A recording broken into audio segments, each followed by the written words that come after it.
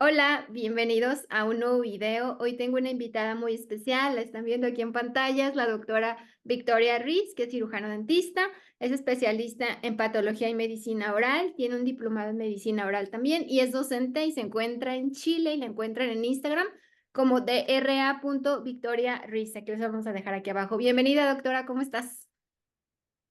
Hola Paulina, bien, ¿y tú? Súper bien yo.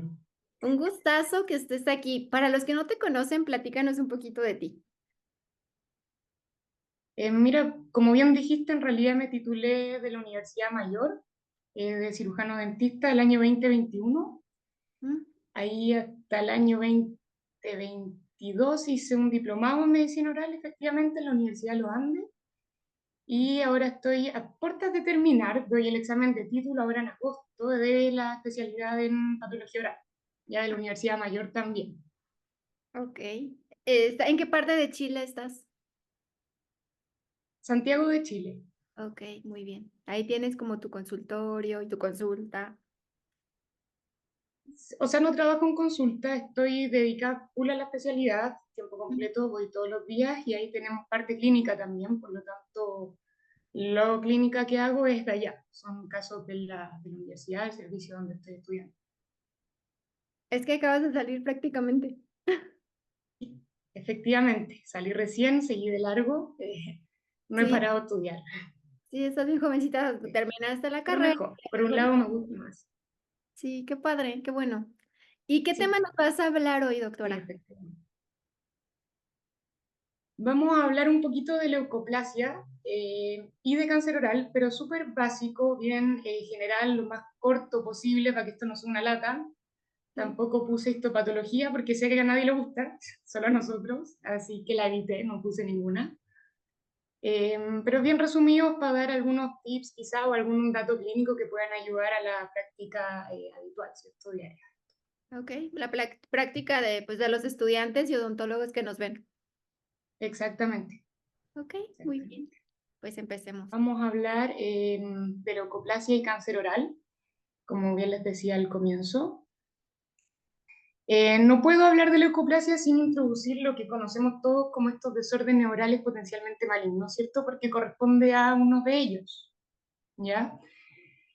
Como bien dice la definición, según la OMS, es un grupo bien heterogéneo, es decir, que hay muchas entidades que pertenecen a este grupo y condiciones, ¿cierto? Clínicas que tienen la particularidad de estar asociadas a un riesgo variable de progresar a un carcinoma oral de células escamosas, ¿cierto? Tienen este potencial de transformación maligna y por lo tanto hay que estar, como diría un chileno, ojo al charqui con estas condiciones porque se pueden poner malas, ¿ya? De todas formas, la transformación maligna que sufren puede ser de la lesión clínica o evidentemente clínica que uno pueda identificar en el paciente o bien en mucosa sana o que se ve clínicamente normal. ¿Ya? Eso es súper importante tenerlo en consideración al momento de la evaluación de estos pacientes porque no solo la lesión puede progresar a un cáncer, sino que en algún sitio distante de esta lesión potencialmente maligna. ¿Ya? Hay muchas condiciones que pertenecen a este grupo. Las leucoplasias son una de ellas que vamos a hablar hoy día. Eritroplasias también, que no puse foto clínica de ellas, pero son básicamente lo mismo, pero de un color rojo. ¿Ya? Están también los líquenes planos, caen dentro de esta categoría, las reacciones liquenoides, las queratosis congénitas, que más las fibrosis orales submucosa, entre otros que son de riesgo más o menos variables, pero depende del autor quien uno lea, cuáles considero o no. ¿Ya? Para entrar de lleno en la leucoplasia, esta es el desorden oral potencialmente maligno más común. Ya de hecho representa hasta el 70% de los desórdenes orales potencialmente malignos, por lo tanto, y por eso escogí hablar de ella, ¿cierto? Por su prevalencia. Es importante sí reconocer que es un término clínico, ¿ya? Es decir, cuando yo doy el diagnóstico de leucoplasia, implica que yo identifique una lesión clínica con ciertas características que vamos a hablar ahora, pero que no necesariamente y que de hecho no lo hace en ningún sentido, no corresponde al diagnóstico histopatológico que les va a llegar al odontólogo del patólogo. ¿ya? La leucoplasia entonces a nivel histopatológico puede representar tres cosas fundamentalmente: solamente una hiperkeratosis o bien hiperplasia sin displasia, o puede representar una hiperkeratosis con displasia, o puede representar propiamente tal un carcinoma de células escamosas, ¿ya? Eso es súper importante tenerlo claro porque dependiendo un poco de este diagnóstico definitivo, es decir, del diagnóstico histopatológico, es un poco el manejo que se va a tener de estas lesiones, lo vamos a ver también más adelante. Clínicamente entonces esta lesión, la leucoplasia, se va a presentar como una placa blanca, y ahí que no va a desprenderse al raspado, es decir, si tú le pasas la gasa en clínica, esta lesión va a permanecer ahí, ya independiente de que tú la trates de remover. Y que obviamente no pueda categorizarse ni clasificarse como alguna otra enfermedad tipo placa blanca, que no tenga un riesgo de malignización, ¿cierto? Es decir, por ejemplo, haber alguna candidiasis hiperplásica o alguna leucoplasia pilosa está asociada al VIH, ¿ya? O alguna hiperkeratosis por fricción. Entonces, es básicamente una especie de diagnóstico clínico que tú haces medio por descarte, ¿cierto? Si yo no encuentro alguna causa evidente de esta lesión, me quedaría con mi diagnóstico clínico probable de leucoplasia. Cositas de epidemiología: generalmente se ve en pacientes que son fumadores y hombres de edad avanzada, ya 60 años, 50 años hacia arriba quizás. Eso sí, al momento del estudio histopatológico y por lo tanto del diagnóstico definitivo de esta lesión, hasta un 47% de ellas ya tiene displasia o bien ya es un carcinoma, ¿cierto? Por lo tanto, un alto porcentaje de ellas ya puede estar teniendo esta transformación maligna de la lesión.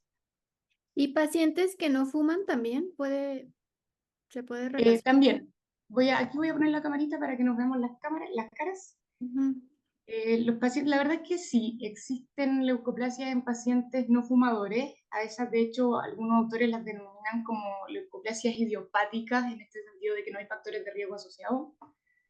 Y de hecho tienen un potencial de malignización un poco mayor o son de más riesgo, justamente por lo mismo. Como no está el factor, comillas, etiológico, se dice que el paciente tiene como este riesgo inherente, ¿cierto? O propio de él de desarrollar estas lesiones. Así que sí, existe, claro que sí. Ok.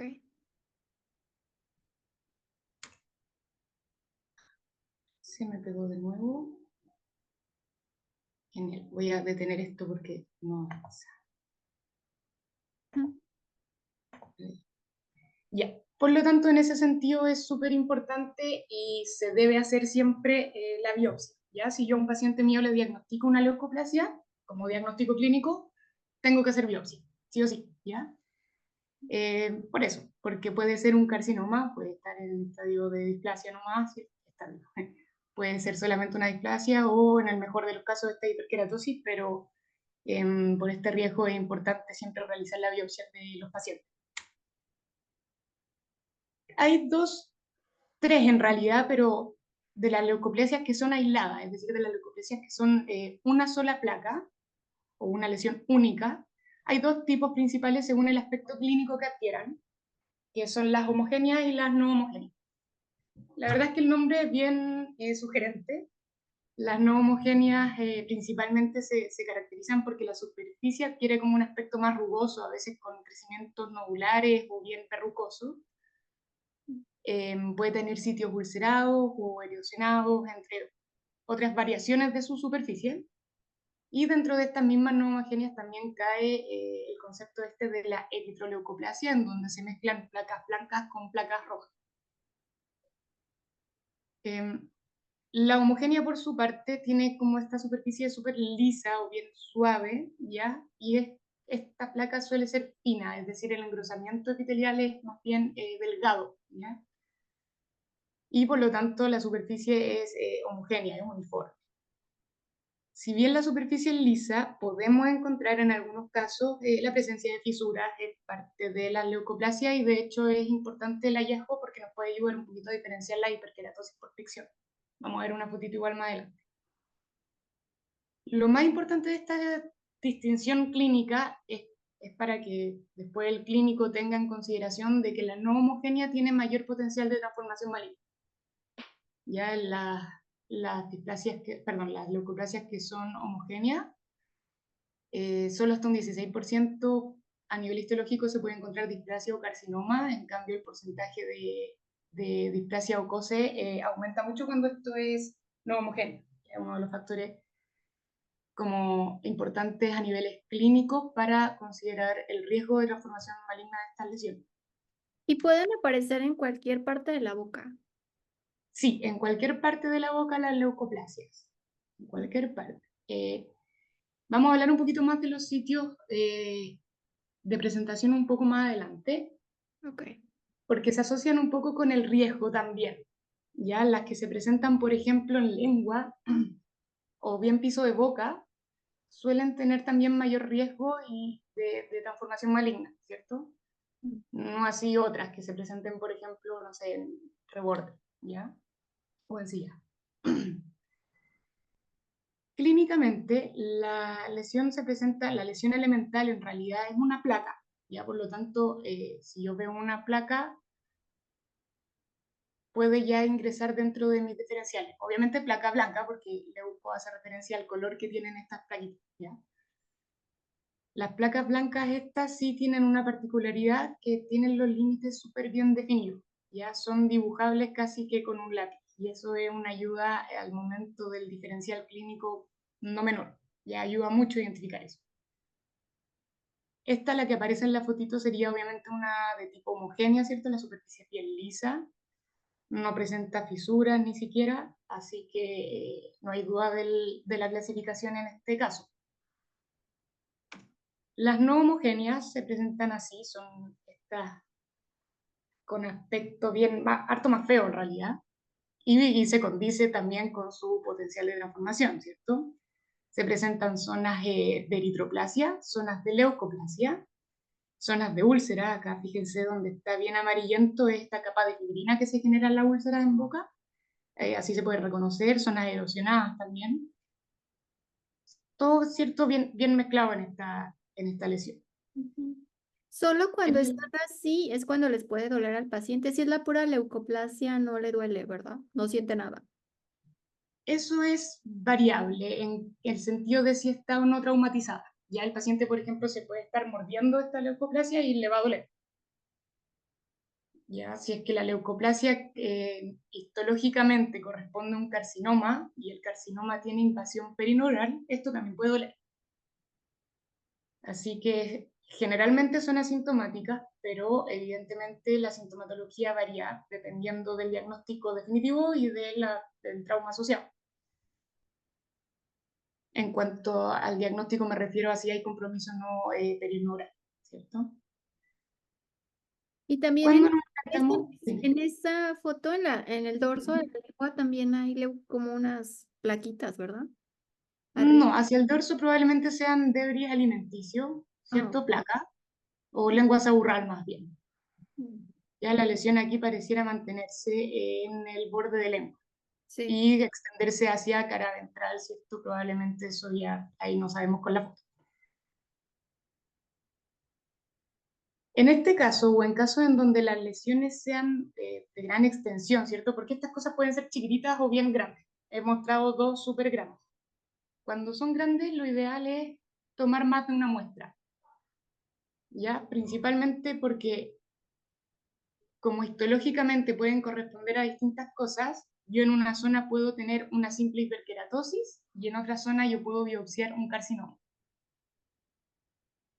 Ya por eso se pide o habitualmente, o lo mejor en realidad hacer es tomar más de una muestra. ¿Y qué tipo de biopsia se usa para las leucoplasias? Ya, eso depende mucho del tamaño, principalmente del tamaño, de obviamente la habilidad quirúrgica. Esto generalmente es ideal que lo haga un maxilo o un patólogo, ¿cierto? Pero hay muchos odontólogos que están capacitados, más que capacitados, para hacer biopsias de mucosa, ¿ya? Pero los principales factores que pueden influenciar en eso es el tamaño de la lesión y tu hipótesis diagnóstica en cuanto a malignidad, es decir, si tú piensas que esto es un cáncer o no. Mm.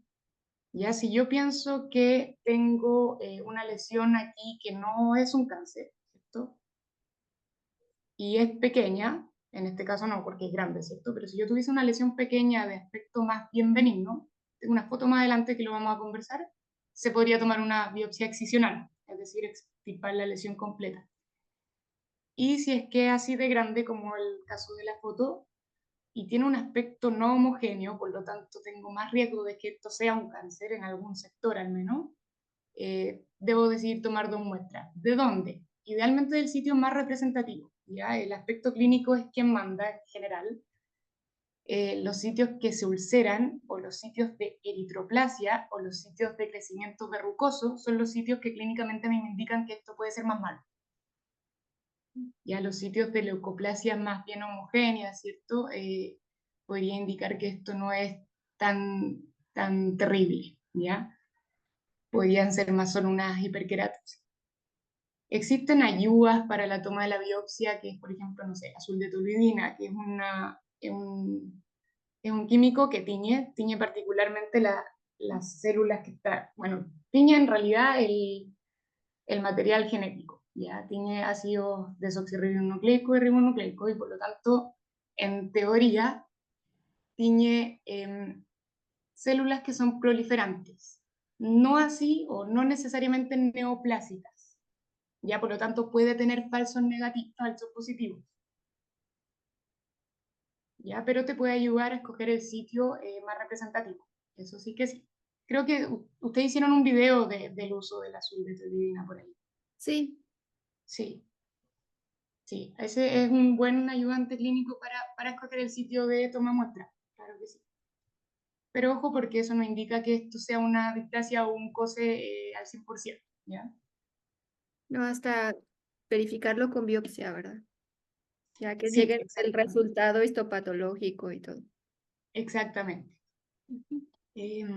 Bueno, y este caso es el que te comentaba, que la lesión es más bien pequeña, de una leucoplasia de tipo homogénea, con algunas fisuras, ¿cierto? Y en este tipo de pacientes o en estas lesiones se podría tomar sin ningún problema una excisional, ¿cierto? El tamaño de la lesión lo permite y tú clínicamente tampoco estás sospechando de algo más agresivo, ¿no?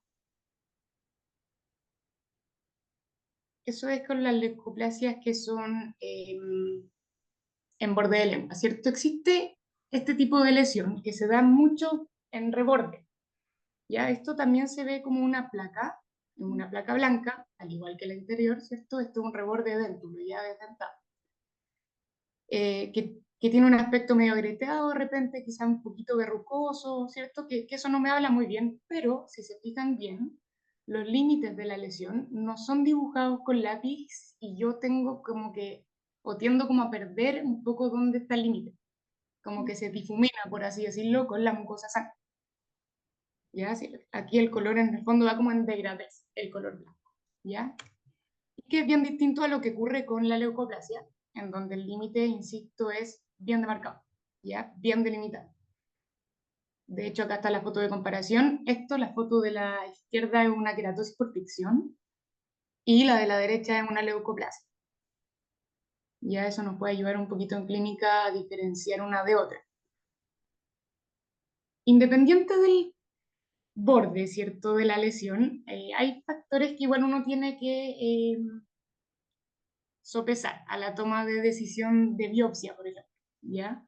Si es que yo a mi paciente acá de la izquierda, yo sé que es un paciente que utiliza prótesis, por ejemplo, pero está desajustada, y yo voy y le ajusto la prótesis, y esta cuestión no mejora, o de hecho peor empeora, ¿cierto? Se le demarcan límites, de hecho acá hay una zona con un límite bien demarcado, no así el resto, ¿ya? Pero aquí sí, está súper bien marcado.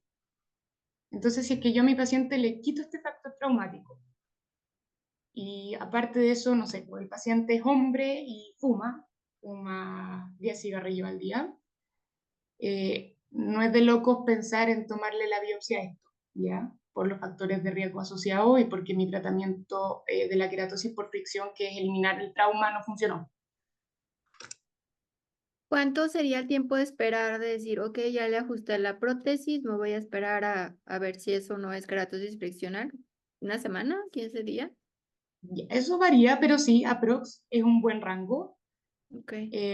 Eso sí, estas queratosis, cuando llevan mucho tiempo en boca, a veces ni siquiera desaparece, ¿ya? Puede que igual permanezca, aunque yo haya ajustado la prótesis y esto siga ahí.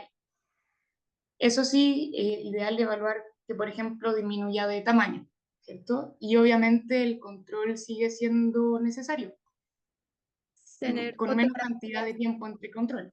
¿Cómo? y tener fotografías como que para ver si en verdad en 15 días cambió, no cambió, disminuyó, porque a veces nos puede olvidar y tomar. Efectivamente, sí, efectivamente, la foto es un aliado espectacular en este tipo de cosas, y no solo para estas lesiones, para cualquier tipo de lesión en boca.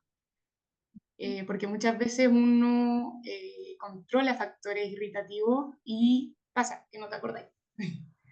Así que sí, la foto es un aliado buenísimo. Muy bueno, ideal obviamente tratar de hacer las fotos más o menos iguales, ¿cierto? Para que la comparación sea correcta. Sí, hasta con el celular, digo, si no tienen gran cámara, puede servir el celular. Sí, no hay problema, mejor que nada, de todas formas, sí o sí. Existe otro tipo de leucoplasia, que es esta leucoplasia verrucosa proliferativa. ¿Ya? Hoy día la verdad es que quizás se prefiere un poquito más el término de leucoplasia proliferativa a secas, porque este aspecto verrucoso no necesariamente está presente. ¿Ya? Pero independiente de temas de terminología, lo importante de esta es que también es un diagnóstico clínico, también por lo tanto el diagnóstico definitivo se realiza con biopsia. ¿Ya? Y a diferencia de las leucoplasias solitarias o únicas, o aisladas, estas son más bien múltiples. Tú puedes encontrar más de una lesión en boca en el paciente y lamentablemente tiene un mayor grado de malignidad, ¿cierto? Es decir, hasta un 100% de ella en algunos reportes de casos al momento del diagnóstico definitivo, es decir, al momento de la biopsia ya presentan displasia y o carcinoma. Ya se reporta que hasta entre un 60 y un 100%, dependiendo ahí del estudio que uno mire, pero es harto más elevado. Ya lo mismo pasa un poquito con las eritroplasias, que también eso se habla mucho en los pregrados para que sepan que las eritroplasias también tienen mayor grado de transformación maligna, mayor potencial o mayor riesgo en estricto rigor de transformarse en un carcinoma. ¿Y esta al ser proliferativa significa que está en diferentes zonas? Exactamente, ¿ya? Eso sí, ahí también depende un poco del autor que uno lea, ¿ya? Pero básicamente esta cuestión progresa como una pequeña placa en un inicio, que crece en superficie, ¿cierto? Crece en cuanto a su tamaño, en extensión. Eventualmente adquiere este aspecto verrucoso y después de eso estas placas, en vez de estar en un lugar, estarían en distintos sitios alejados, no como una sola placa, sino que como varias, separadas. Ya hay una fotito más ahí. Y esta diferencia de la leucoplasia aislada está poco asociado con el consumo de alcohol y tabaco, o de tabaco en particular, y también es más frecuente de verla en pacientes de sexo femenino, en mujeres. También eso sí en mayores de 60 años, por ahí. ¿Y esta doctora a qué está más asociada? Si no es el tabaco o el alcohol. Mira, se cree que es una predisposición del paciente inherente, ya sea a nivel genético, ¿ya? Pero la verdad es que no está bien claro.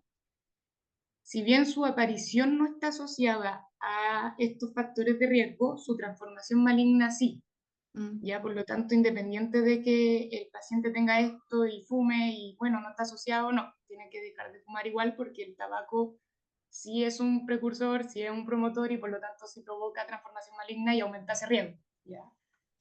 Sí, ustedes los patólogos siempre dicen pues que el tabaco, cualquiera de sus, de sus presentaciones y el alcohol es malo y obviamente propicia que se forme el cáncer oral en cualquiera de sus presentaciones. ¿Ustedes se refieren a, o sea, para bajar ese nivel o esa estadística de cáncer oral en una persona, es cero alcohol y cero tabaco?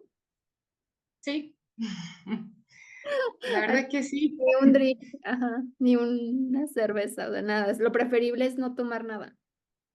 Exactamente, es lo preferible. Yo sé que es poco realista, un poco utópico también, Mm. pero efectivamente, la verdad es que antiguamente se hablaba mucho de que incluso una copita de vino era protectora y tal, pero la verdad es que no. hay otras formas de adquirir antioxidantes, hay frutos secos y otras cosas que pueden ayudar que son harto mejores que yo. Sí, tabaco que ni masticado, ni cigarro, ni vapeador, nada. No, vapeador, masticado, ni pipa, ninguna de sus formas es recomendable, ¿cierto? La verdad es que todas ayudan a la progresión o al establecimiento del cáncer, y de no solo cáncer oral, cáncer pulmón y otros cánceres también. Entonces, para seguir un poquito con la leucoplasia verrucosa proliferativa, hay una fotito, este es del SUC, si no me equivoco, sí, del SUC, donde se presenta este paciente, tiene una leucoplasia no homogénea por estas zonas más bien eritematosas en los límites de la lesión, en borde de lengua. Pero si uno continúa con el examen oral, encuentra placas blancas a nivel de la encía, ¿cierto? Superior, a nivel vestibular, también en la encía inferior, lingual, y también de estas lesiones tipo placa un poco más sutiles en el paladar, ¿cierto? Que compromete acá hasta el límite de la lesión, ¿cierto? De nuevo, lápiz. Si bien el color blanco no es tan prominente, la lesión es que está súper bien delimitada. Este paciente, desafortunadamente, después de un tiempo progresó y desarrolló un carcinoma de células escamosas a nivel palatino, ¿ya? Si se fijan, de hecho, la lesión adquiere un aspecto más delimitado, más blanco, y en esta zona, bueno, la zona donde se biopsió y desarrolló el carcinoma, adquiere este aspecto como más ulcerado, ¿cierto? Erosionado en algunos sitios. Eso Y es importante en estos pacientes porque como presentan múltiples lesiones, es difícil el manejo, ¿ya? Porque llegar y hacer mucosectomía de todos es un poco invasivo, al paciente lo dejaríamos prácticamente sin poder comer, es un poco radical el tratamiento, lamentablemente hasta el día de hoy es lo que se recomienda, sigue siendo quirúrgico, ¿ya? En estos pacientes con múltiples lesiones sí, el control se recomienda una vez al mes, por esto mismo, porque el grado de malignización o el riesgo de transformación es mayor, y porque como las lesiones son múltiples, uno tiene que ir como dividiendo las sesiones quirúrgicas, ¿ya? Y ir tomando decisiones según la evolución clínica de qué quitar primero y qué puede esperar un ratito. evolucionó de la izquierda a la derecha. No sé Sí, en esta es cuánto la foto tiempo. inicial, y esto es tiempo después con la presencia ahí de la zona ulcerada que histológicamente reveló un carcinoma. Y en ese caso no se puede hacer radiación, ni quimio, ni otra cosa. ¿Solo quirúrgico? Sí, la verdad es que el tratamiento... ¿Cómo? ¿Solo quirúrgico o se puede complementar con quimio y radio? No, se puede complementar. El tratamiento del carcinoma oral de células escamosas en general es complementado con radioterapia. Eh, Obviamente el quirúrgico, ¿cierto? Quirúrgico sí o sí. En general también se hace la resección quirúrgica de los linfonodos cervicales o adyacentes. Y la radioterapia también muchas veces va un poquito de la mano. Hay también terapias coadyuvantes con quimioterapia, hay inmunomoduladores, inmunosupresores, ciertas terapias un poco más de prueba que se han usado, pero la resolutiva, entre comillas resolutiva, es la quirúrgica, de todas maneras. El resto depende del compromiso de linfonodos regionales, a distancia o metástasis en otro sitio.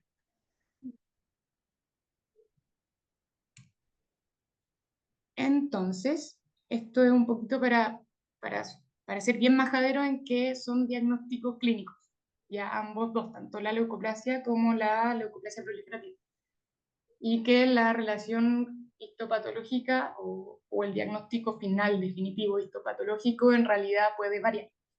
El mejor de los casos, ¿cierto? El primero, en donde no haya displasia epitelial, de todas maneras. Después, obviamente, se puede encontrar el epitelio con displasia, en donde es leve, moderada, severa, esas son sus tres formas. No hay mucho cambio, perdón, no hay mucho cambio en cuanto al manejo, si es que es leve, moderada, severa, pero eh, sí es importante considerarlo en clínica porque obviamente una severa habla de un mayor avance de esta enfermedad. Si lo vemos como si tuviese un avance lineal en el proceso de la carcinogénesis, ¿cierto? Y por último, que es el peor de los escenarios, podríamos encontrar encontrar estos pacientes con un carcinoma de células escamosas. Ya aquí va un poquito lo del manejo que les venía adelantando, Sí. y que se divide principalmente en lesiones que sean de alto o bajo riesgo. Esa es como la principal arista que hay. Las que son de alto riesgo son aquellas que histopatológicamente demostraron tener displasia, cualquier grado, ¿ya? Leve, moderado, severa, da lo mismo, si hay displasia, esto ya se considera de alto riesgo. Y de hecho, la presencia o no de displasia es el factor más importante a considerar para tu manejo clínico de esta lesión. Las lesiones que se encuentran en sitios anatómicos de alto riesgo, como les decía hace un ratito, piso de boca, borde de lengua, son también de alto riesgo. Y aquellas de gran tamaño también se consideran así, ¿ya? Lo que también les venía spoileando esto de las lesiones no homogéneas, que también son consideradas de alto riesgo. Las de bajo riesgo son las contrarias, ¿cierto? Las homogéneas, menores a 2 centímetros, que estén en zonas de bajo riesgo y que histopatológicamente no presentan displasia. Independiente de eso, como es una leucoplasia, son desórdenes orales potencialmente malignos, independiendo si el riesgo es alto o bajo. Esto puede malignizar igual. Por lo tanto, el tratamiento es la extirpación. Hay que sacarla. Quirúrgico. Eso sí varía el control, ¿cierto? Si es que estas de bajo riesgo, yo puedo distanciar los controles a 6 meses. Y si es que estas son de alto riesgo, lo tengo que acortar a 3 meses. El control no implica solo mirar el sitio de la lesión inicial. Como les comentaba al comienzo también, acuérdense que estos desórdenes implican que el paciente tiene un mayor potencial de generar cáncer, no solo en el sitio de la lesión, sino que en mucosa aparentemente sana. Por lo tanto, el control, aparte de mirar el sitio inicial, implica evaluar, obviamente, el examen clínico a nivel de toda la cavidad oral. ¿Y se vuelve a Y en tomar esos controles, ya o no?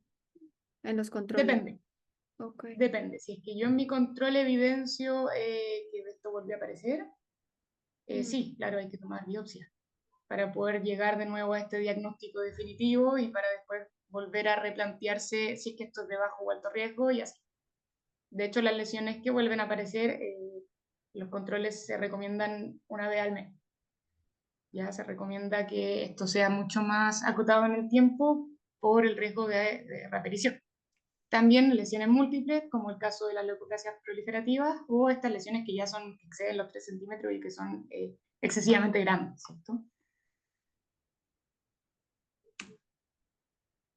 Este caso me encanta, o sea, suena horrible, me encanta por lo que representa, ¿ya? Es interesante porque ejemplifica perfecto todo lo que hemos hablado hasta ahora. Placa blanca, bien delimitada, cara ventral de lengua, aspecto un poquito más verrucoso aquí, ¿cierto? Zona agrietada, sí todavía calzaría como homogénea, ¿cierto? En teoría, bajo riesgo. En teoría porque es pequeña y pareciera homogénea. Pero aquí a distal se aprecia este aumento de volumen, este tumor ulcerado, grandote, de no muy buen aspecto, que a la palpación está bien durado. Y de esta parte de aquí resultó ser un carcinoma de células escamosas. Acá está como lo que se habla siempre de este potencial de malignización, no solo de la lesión, sino que en sitios distantes. ¿Ya? Así que el examen es de toda la cavidad oral, el control es para siempre, porque lamentablemente estas cosas pueden malignizar en cualquier momento. Sí. ¿Y también podríamos encontrarlo en pacientes jóvenes? Sí, se puede, es menos frecuente, pero claro que sí. Sí, sí, sí. Lo mismo pasa con el carcinoma, lo más común es en pacientes añosos, ¿cierto? Sobre los 60, entre la sexta, octava década de la vida, prox, pero la verdad es que hemos tenido pacientes de 35 o menos. Yo el paciente más joven que he visto con un carcinoma tiene 22 años, Ay, no, así que sí. Y de hecho cada vez se ven pacientes más jóvenes. Antiguamente se asociaba mucho a pacientes añosos, pero actualmente la verdad es que la edad ha ido bajando.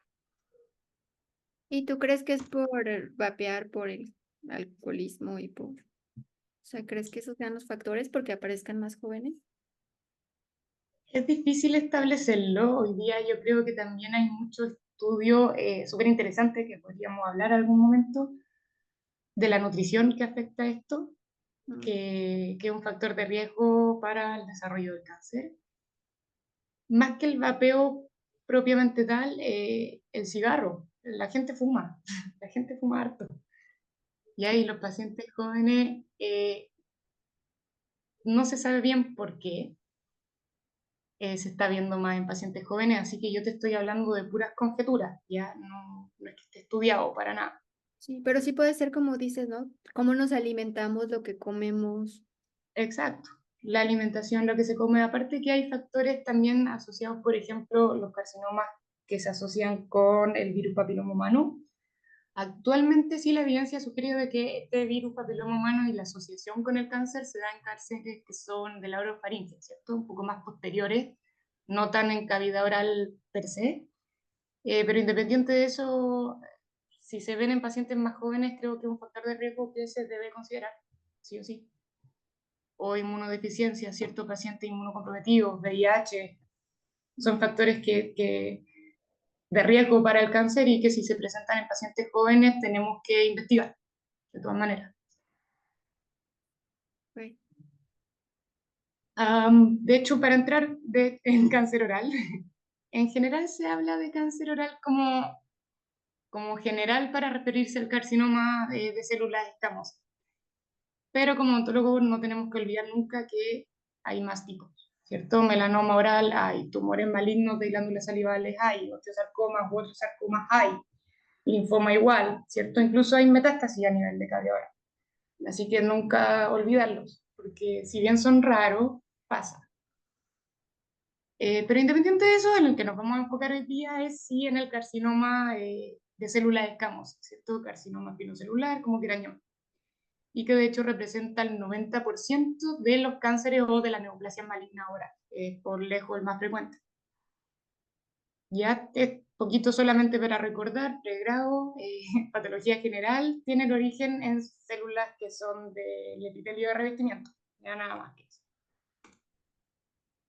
Es importante reconocer su incidencia, prevalencia, ¿cierto? Porque es súper común, ¿ya? Lamentablemente está dentro de los cánceres, de los 20 cánceres más prevalentes y más incidentes a nivel mundial, ¿ya? Estas son estadísticas de la Globocan, ¿ya? Una página en internet súper buena, donde hay estudios epidemiológicos, ¿ya?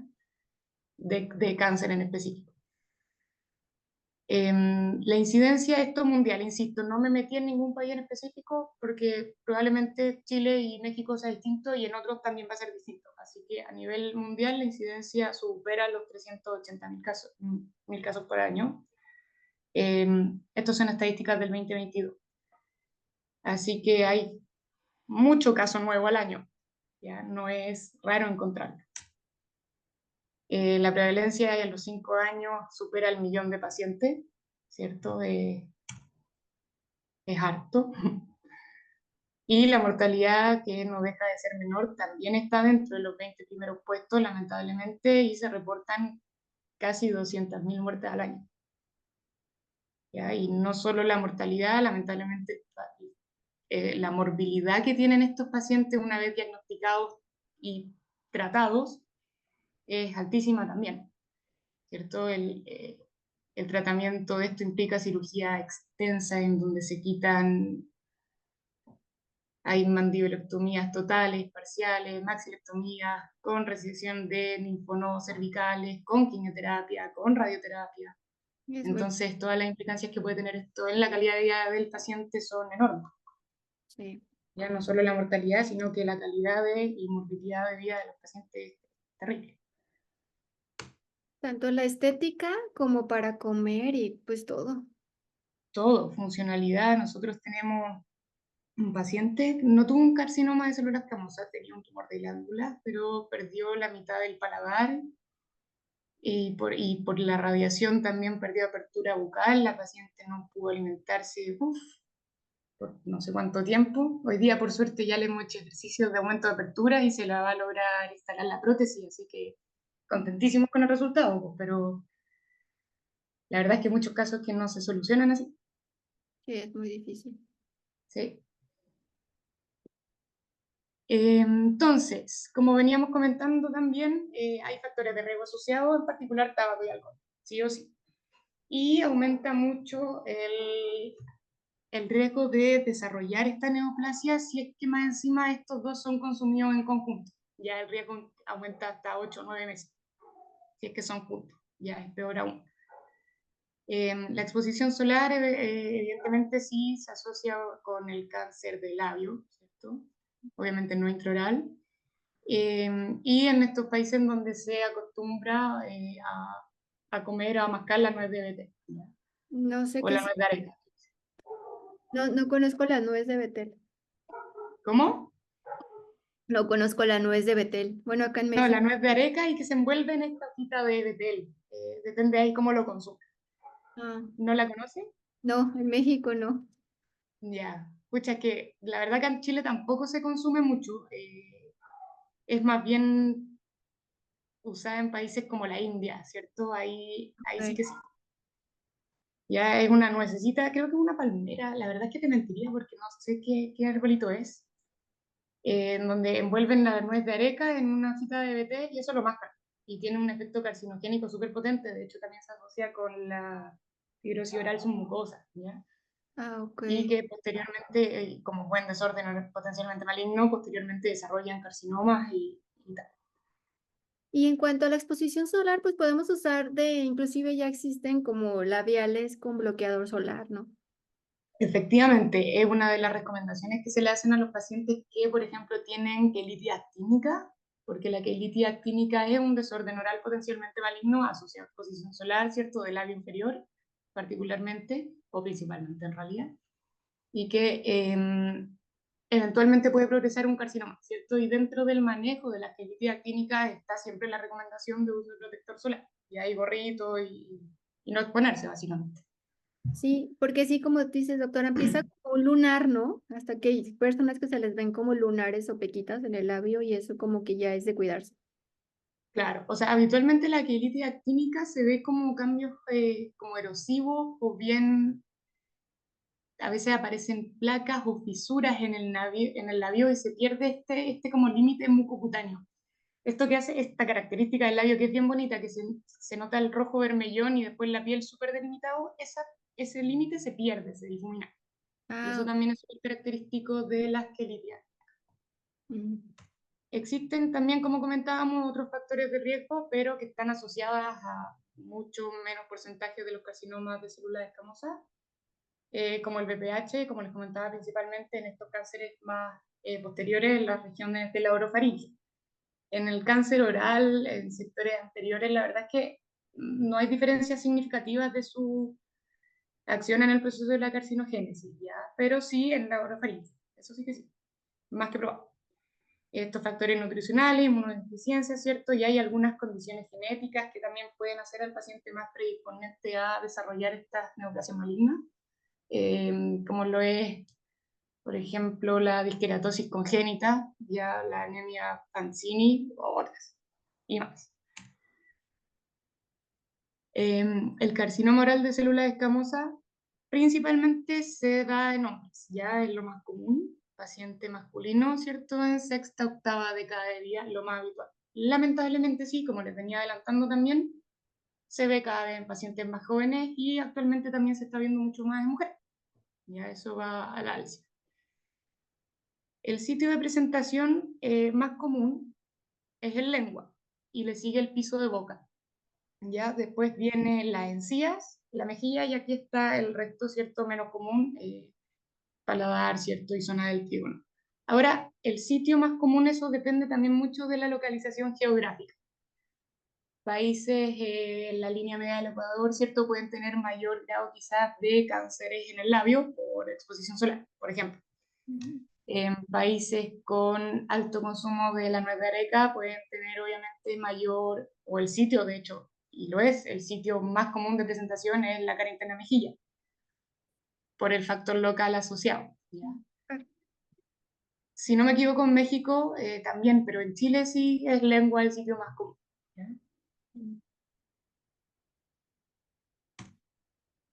Entonces, el carcinoma de lengua, carcinoma espinocelular, evidentemente, usualmente se presenta como este tumor ulcerado o úlcera con borde levantado, ¿ya? Que es indurado. eso es súper importante el examen clínico de los cánceres, que la palpación o la consistencia cuando tú lo tocas sea indurado. Indurado quiere decir que tú sientes duro en un sitio donde no debiese haber.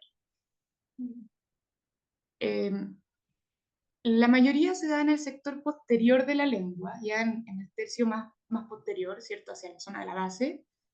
Pero la verdad es que hasta un 20% se encuentra en cara ventral o en un borde de lengua hacia anterior. ¿Ya? Y solo un 5%, de hecho menos del 5%, en el dorso de la lengua, que es el sitio más raro de lengua de presentación. Y Por, también el cáncer de...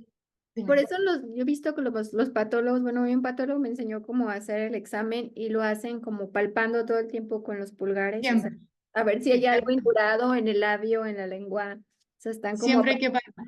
Sí, efectivamente. Ya no solo para pesquisar cáncer, sino que hay otras lesiones que se pueden palpar en profundidad de lengua, por ejemplo, o en el espesor del labio. Así que hay que, cuando se hace el examen, no solo observar, sino que tocar. Porque hay lesiones que no se ven, de hecho.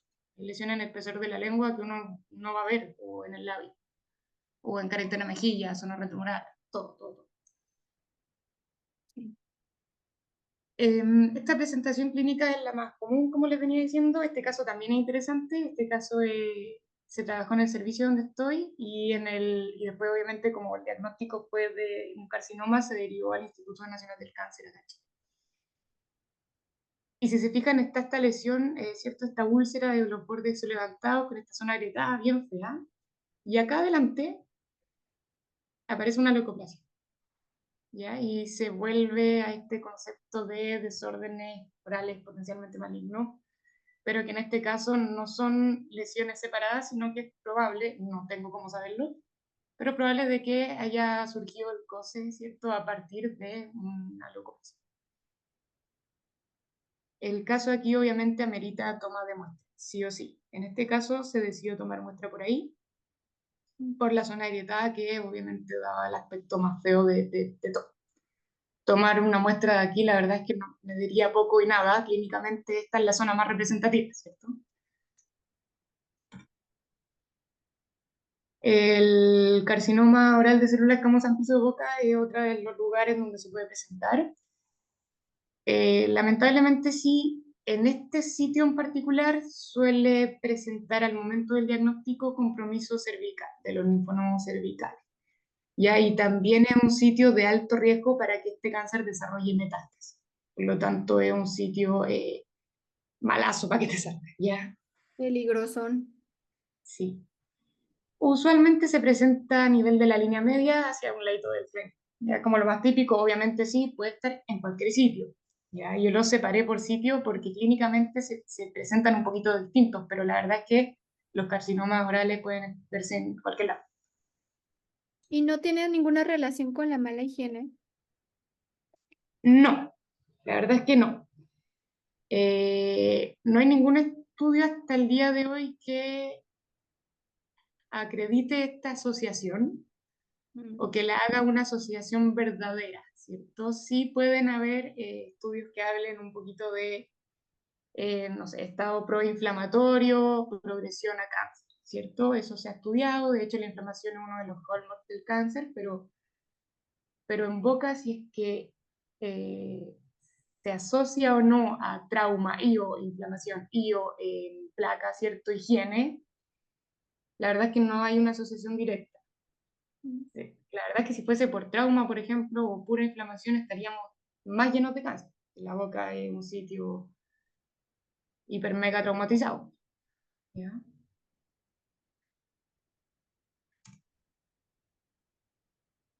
En encía o reborde alveolar también obviamente se puede ver. Eso sí, en particular en estos casos es un poquito más frecuente que se den en mujeres, ¿ya? Cuando se dan en encía o reborde. Lamentablemente se confunde mucho con enfermedad periodontal, ¿ya? Eso es terrible, porque obviamente retrasa el diagnóstico, posibilidad de sobrevida y empeora el pronóstico del paciente, obviamente. Es importante identificar clínicamente que esto no es una enfermedad periodontal. La enfermedad periodontal periodontal no tiene estos aumentos de volumen bien delimitados, ¿cierto? De aspecto verrucoso ni como granular. Acá a nivel vestibular se observa esa presencia como granulosa que tienen estos cánceres en general. Y aparte también carece del componente inflamatorio, ¿cierto? No tiene ningún signo de inflamación. Ya, esto es un crecimiento, es un tumor neoplásico propiamente tal, ¿cierto? Se confunde también porque puede ocasionar movilidad dental, ¿ya? Entonces esto a veces genera confusión. Y radiográficamente no veríamos algo, o sea, si yo A tomo, eso yo, radiográficamente sí, se puede ver algo, se ve una reabsorción ósea, pero no es la misma reabsorción ósea periodontal, ¿ya? No es raro que sea la periodontal esta horizontal como tan bien marcada, ujú. ¿cierto? Muchas veces esto implica una reabsorción más bien vertical y más bien difusa. Ya no puse radiografía, fallé ahí. Pero es distinta la reabsorción ósea que se ve en enfermedad periodontal a la que se puede provocar por un carcinoma de rebote. Ya esto como que la imagen radiolúcida que se ve es difusa y no es generalizada como sería la enfermedad periodontal. Y también está menos asociado al tabaco y alcohol, pero vuelvo a insistir, eso yo lo omitiría de mi registro clínico porque obviamente al paciente eh, hay que recomendarle siempre no consumir alcohol y no fumar. Y si yo esa lesión de la foto quiero sondear o la toco, ¿sangra o no sangra? Puede que sangre, puede que no sangre. Lo Mm. más probable es que sí, porque de todas formas cuando tienes un carcinoma hay compromiso de estructuras, por ejemplo, óseas, por ejemplo, periodontales. Entonces, si es que tú sondeas aquí al nivel del crédice, obviamente va a traumatizar el tejido y puede sangrar. Claro que sí. Mm. Claro que sí. ¿Qué más? Ah, de estos pacientes es importante también que no se nos olvide, obviamente tomar la biopsia, insisto, esto no puede quedarse en el olvido, ya la biopsia va siempre, en todos los casos que hemos visto. Pero también es bueno tomarle imágenes, ¿ya? Porque no siempre afecta al hueso y cuando afecta al hueso, obviamente el tratamiento también va a cambiar. Y si Ya esos hay que ver. llegan mucha movilidad, doctora, ahí no recomiendan uno ni tocarlos, ni extraerlos, ni moverlos, mejor. No, es que, ¿sabes qué pasa? Como el hueso está comprometido, Ujú. eh, y el paciente va a someterse a una cirugía para extirpar el tumor, en general lo sacan en bloque todo el sitio, ¿cierto? Van a sacar toda esta zona al maxilar. Entonces, ponerse a sacar dientes antes, la verdad es que no vale la pena y puede incluso empoderar el cuadro. Ya puede generar una infección, porque este sitio, como esto es una neoplasia de células epiteliales, no está bien irrigado, obviamente, y no está reparando, y hay una neoplasia creciendo, esto me va a generar un proceso inflamatorio, ¿cierto? Mala reparación posterior, la verdad es que no va a sanar. Mm. De hecho, muchas veces hay carcinomas que se diagnostican porque posterior a una exodoncia esto no sanó nunca. Mm. Es como la típica úlcera que no sana, bueno, alvéolo que no sana tampoco, también es raro. Ya.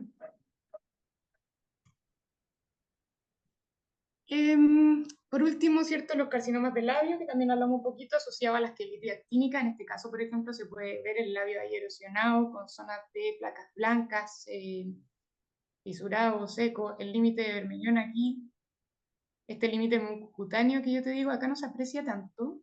Acá en este sector está bien delimitado, pero acá se pierde, Ujú. ¿ya? Este es el límite mucocutáneo característicamente que se pierde en esta esclerosis actínica. Este paciente lamentablemente acá desarrolló un carcinoma en la zona media con esta zona ulcerada. Importantísimo examen clínico palpación, ¿cierto? Si yo una quelitis actínica al momento del examen le siento zonas induradas o de aumento de consistencia, biopsia. Es decir, no hay para qué perder tiempo. Ya el carcinoma de mejilla, como les contaba, está bien asociado al consumo de la nuez de areca, ¿cierto? O de betel.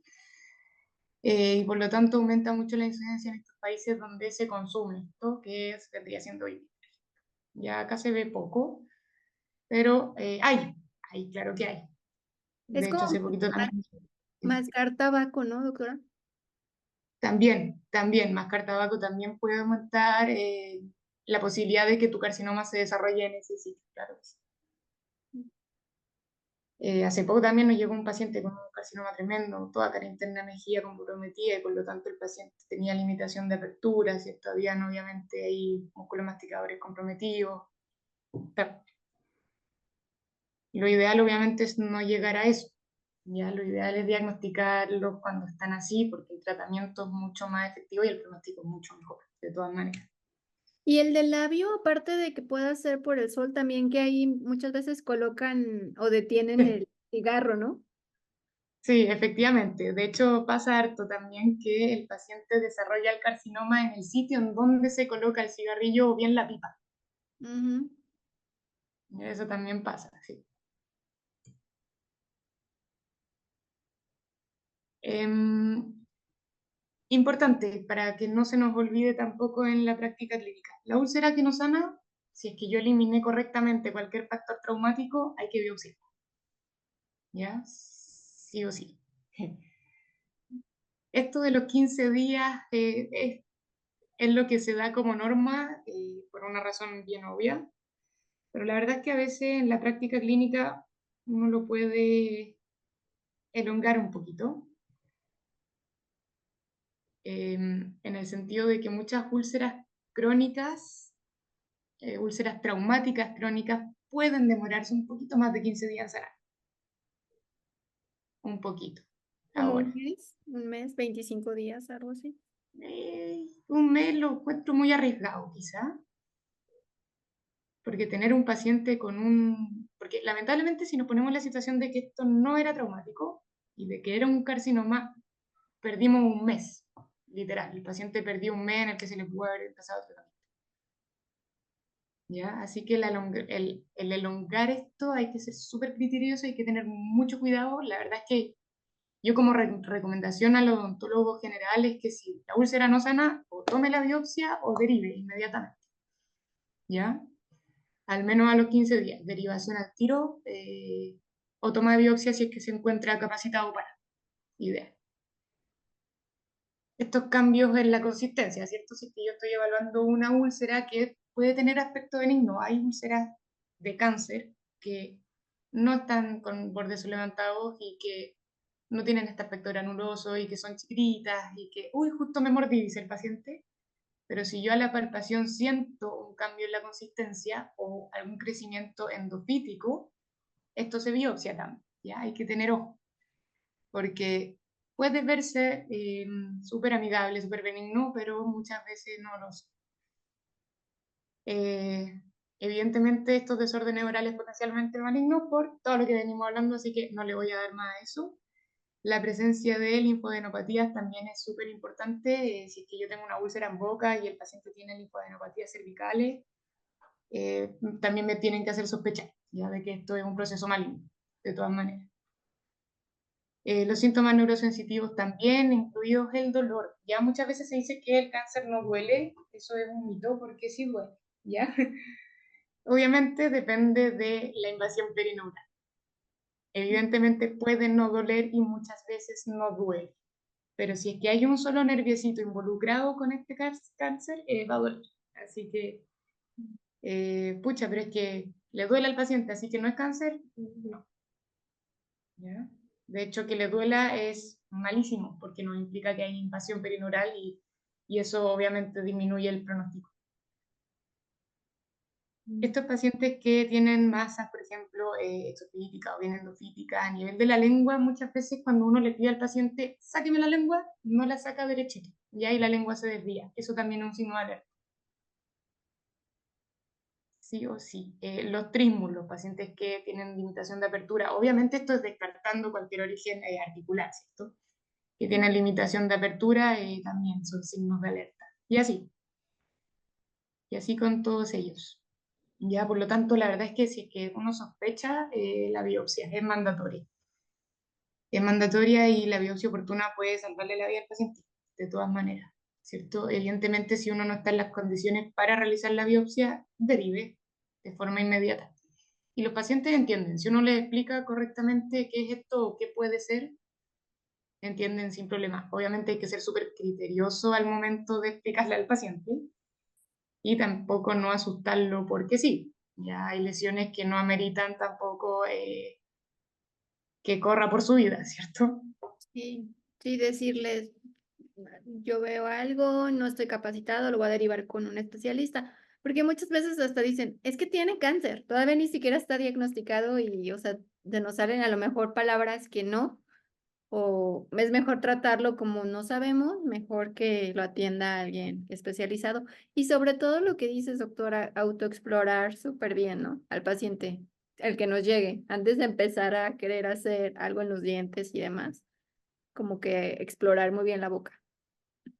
Sí, efectivamente. Hay lesiones súper chiquititas que en verdad por ejemplo, si te llevo una urgencia, me duele el tercer molar, uno va y va como hacha al tercero. Y, Mm. y, y podemos saltarnos diagnósticos súper oportunos y diagnósticos que ese paciente se le sacó el tercero y va a llegar en 2 meses más con un tumor gigante, que no sé, que se nos pasó. Así que sí, el examen oral es clave, de todas maneras. Y la derivación, bueno, como todas las especialidades en realidad. A mí, por ejemplo, me llega una endodoncia de un molar, yo no me voy a meter a hacer esa endodoncia en el molar.